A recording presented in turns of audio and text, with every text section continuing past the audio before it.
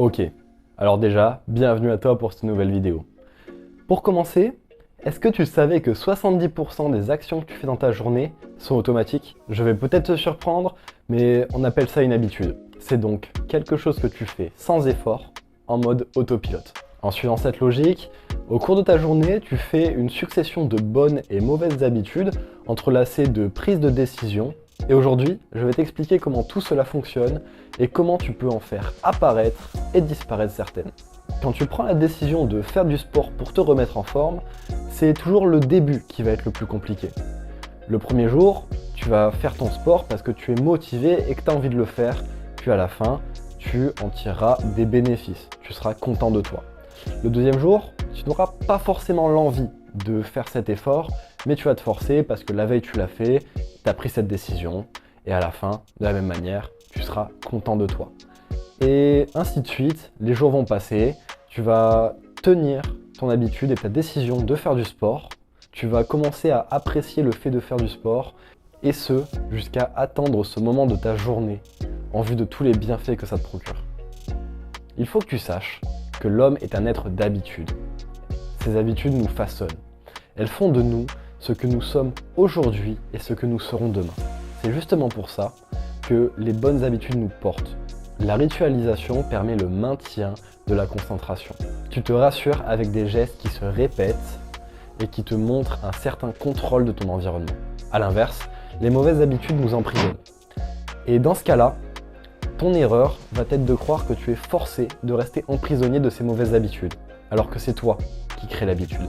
L'habitude normalise tes efforts, et c'est tout simplement le pouvoir qu'a l'humain d'influencer son destin. Pour mettre en place une nouvelle habitude, il te suffit tout simplement d'arrêter d'y penser et de passer à l'acte. Mais celui qui ne s'inflige pas l'autodiscipline minimale pour atteindre ses objectifs se condamne juste à échouer.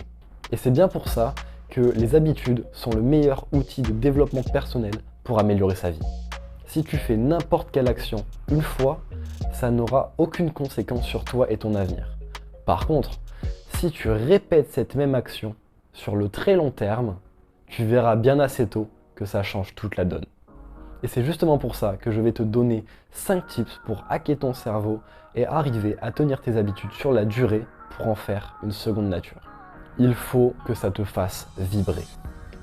Les habitudes, c'est vraiment quelque chose de personnel. Tu ne dois absolument pas le faire parce que c'est la mode. Si tu fais quelque chose par mimétisme, ça ne te mènera à rien. Tu vas devoir te poser la question suivante. Quel est le résultat que j'ai envie d'obtenir en faisant cette action tous les jours? Et oui mon copain, c'est vachement sujet à réfléchir. Et si tu ne peux pas répondre à cette question, tu as vraiment beaucoup plus de chances d'abandonner. Ta motivation risque de beaucoup diminuer avec le temps. Parce que tu vas te rendre compte que tu n'en as pas réellement besoin et tu vas tout simplement arrêter. Tu dois absolument faire en fonction de tes objectifs. C'est eux qui vont t'aider. Et donc, quand tu ne seras pas réellement motivé à faire cette action, tu te rappelleras pourquoi tu le fais et pourquoi tu as commencé. Et à ce moment-là, c'est la discipline et l'envie qui vont prendre le dessus sur ta motivation. Utilise un élément déclencheur. N'importe laquelle de tes habitudes de la vie de tous les jours est précédée d'un déclencheur. C'est tout simplement une action qui, en se finissant, amorce ton habitude. C'est pourquoi tu vas devoir mettre en place ton habitude en y associant une certaine action. Ça te permettra de rendre ton habitude automatique après ce déclencheur. N'oublie pas que les meilleurs déclencheurs sont tes habitudes, tes automatismes. Un événement qui va se produire tous les jours à la même heure. Optimise le processus. Au moment de faire une séance de sport, de travailler sur ton business, de lire ou je ne sais quoi d'autre, le plus dur, ce n'est pas l'action en elle-même. Lorsque tu es dans le truc, tu ne vas pas t'arrêter pour rien. Mais le plus dur, ce sera toujours de te lancer. Plus la phase de démarrage sera laborieuse, plus tu auras des petites actions par lesquelles passer, qui seront beaucoup plus pénibles que si tout était déjà prêt.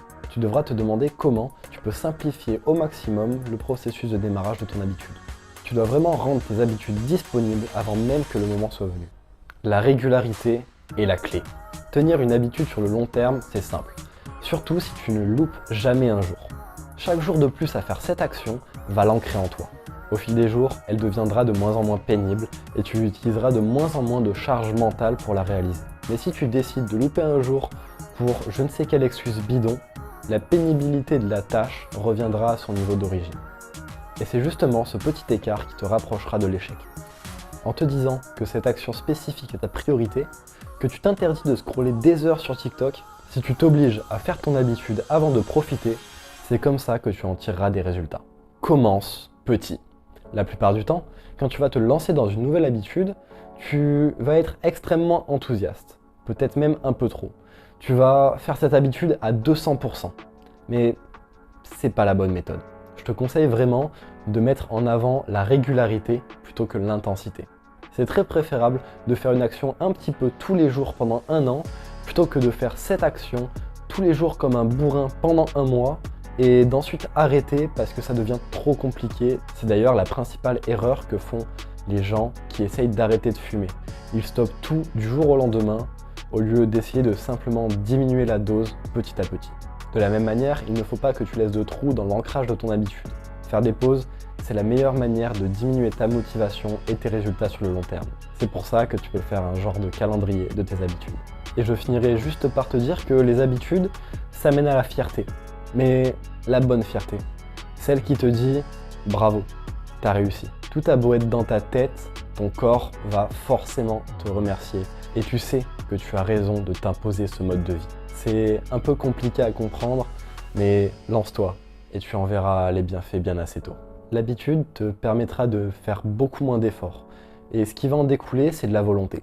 Cette volonté va se nourrir des résultats que tu auras obtenus et donc de ta fierté.